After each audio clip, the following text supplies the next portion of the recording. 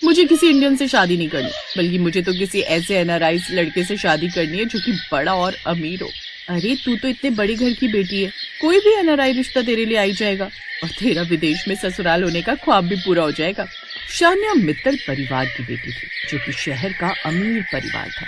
उसके पिता शहर के बड़े बिल्डर थे, जिनके पास पैसों की कोई कमी नहीं थी। शान्या शुरू से ही बड़े नाजों से पली बढ़ी थी। दोस्तों के साथ खूब पार्टी करना और अमीर लोगों के साथ उठना बैठना, यही उसके शौक और पसंद थे।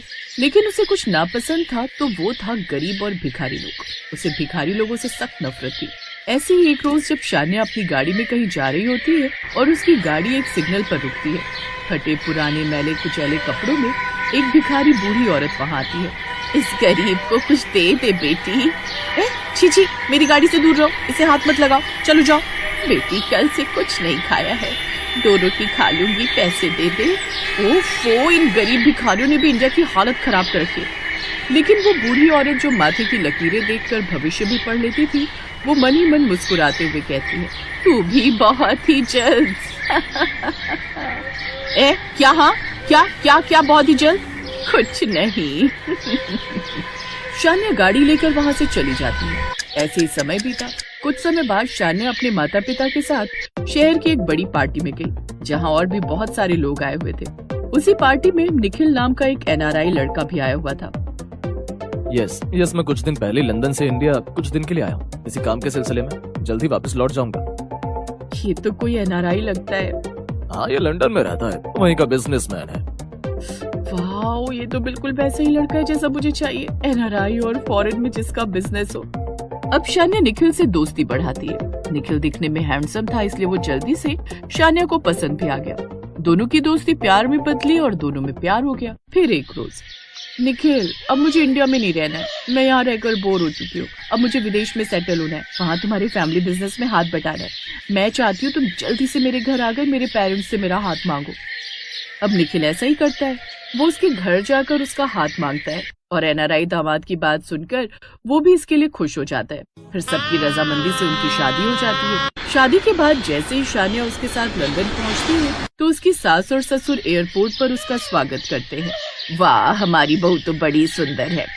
पैरी पौना मम्मी जी, पापा जी। खुश रहो बहू। चलो अब घर चलो, मैं अभी टैक्सी बुलाता हूँ। टैक्सी। कमाल है, इतने अमीर होकर भी ये टैक्सी में घर जा रहे। सच में बड़े डाउन टू अर्थ है ये लोग। अच्छा निखिल, हमारा घर कहाँ है? लंदन स्ट्रीट में। लगता है ये लंदन का कोई पॉश इलाका है। कुछ देर बाद वो सब लंदन स्ट्रीट पर पहुंच जाते हैं। अब तुम अपनी आंखों पर ये पट्टी बांध लो। लेकिन क्यों?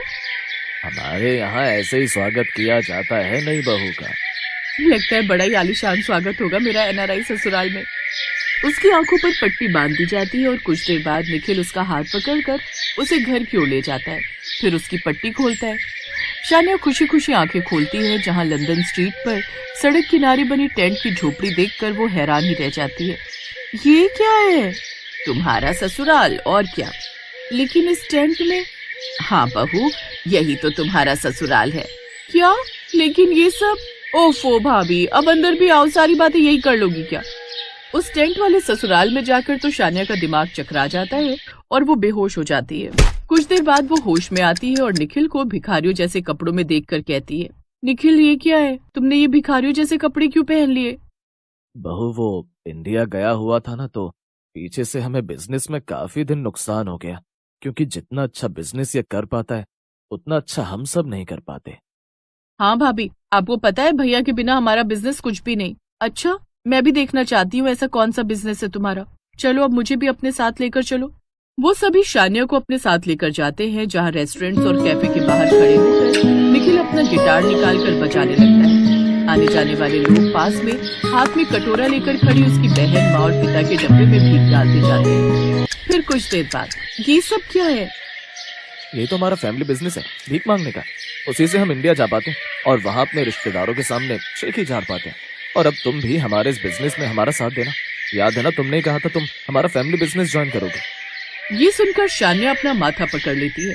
साथ ही उसे उस भिखारी अम्मा की बात याद आती है, तुम भी बहुत जल्द हमारी तरह। अब उसे समझ आ रहा था कि गरीब और भिखारियों के साथ उसने जो व्यवहार किया था उसका उसे क्या परिणाम मिला। इसीलिए कहते हैं किसी भी गरीब इंसान से नफरत नहीं करनी चाहिए और ना ही उनकी गरीबी का मजाक उड़ाना चाहिए, बल्कि जितना हमसे हो सके उनकी मदद करनी चाहिए, क्योंकि क्या पता जिंदगी कब आपको कौन सा समय दिखा दे।